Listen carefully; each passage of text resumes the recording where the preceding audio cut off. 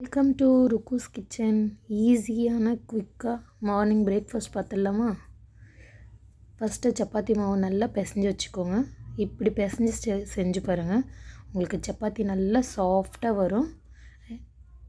பிசைஞ்சு ஒரு 30 மினிட்ஸ் அடுத்து நீங்கள் சுட்டு பாருங்கள், அப்போ தான் உங்களுக்கு நல்ல சப்பாத்தி சாஃப்டாக கிடைக்கும்.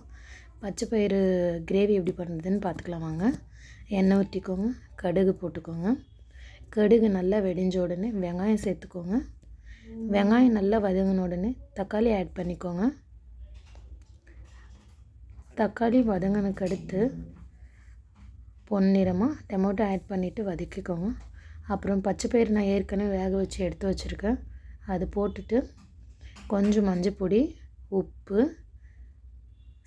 வீட்டில் வச்ச சாம்பார் பொடி போட்டு தண்ணி ஊற்றிட்டு ஒரு 1/4 கப் போல் கொத்தமல்லி போட்டு இறக்கிக்கோங்க. Gravy ready.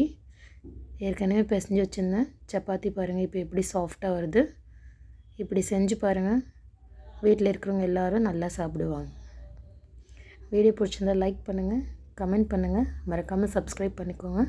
நெக்ஸ்ட்டு என்ன ரெசிபி வேணும்னு கமெண்ட் பாக்ஸில் சொல்லுங்கள். தேங்க்யூ.